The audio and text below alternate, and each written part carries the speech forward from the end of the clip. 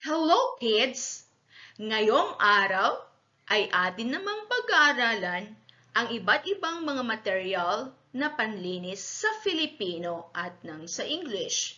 Maaari niyo akong sundan at sabayan sa pagbabasa ng mga sumusunod na salita.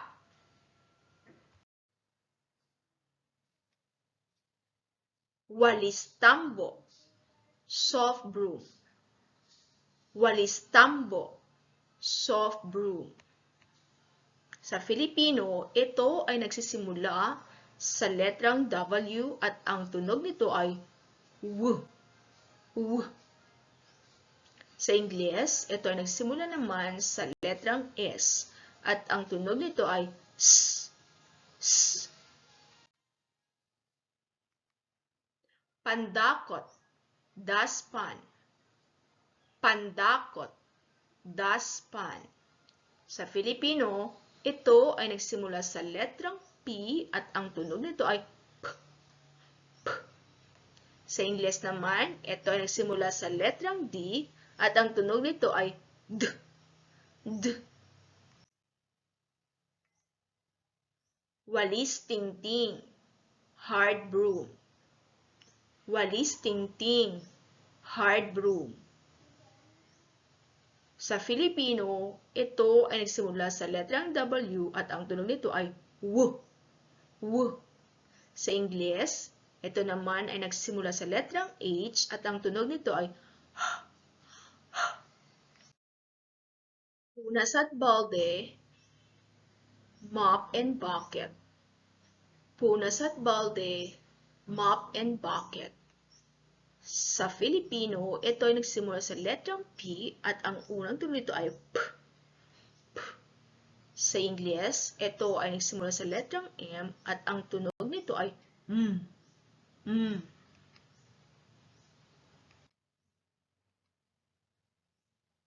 Basurahan, garbage bin. Basurahan, garbage bin. Sa Filipino, ito ay nagsimula sa letrang B at ang tunog nito ay B. B. Sa Ingles naman, ito ay nagsimula sa letrang G at ang tunog nito ay G. G.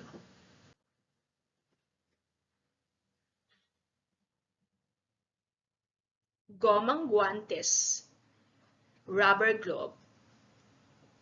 Gomang guantes, rubber glove. Sa Filipino, ito ay nagsimula sa letrang G at ang tunog nito ay G. G.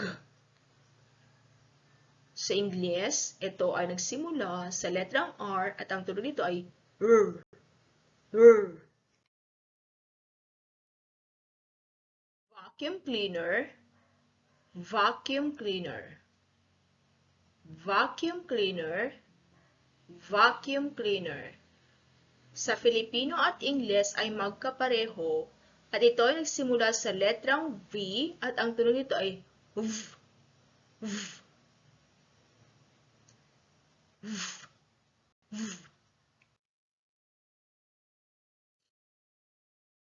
Spray na panlinis, spray cleaner.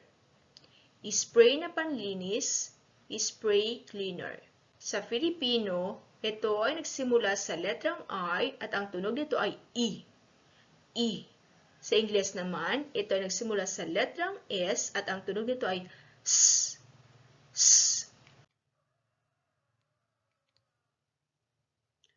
Papel na pangasilyas, tissue paper. Papel na pangasilyas, tissue paper. Sa Filipino, ito ay nagsimula sa letrang P at ang tunog nito ay P. P. Sa Ingles, ito ay nagsimula sa letrang T at ang tunog nito ay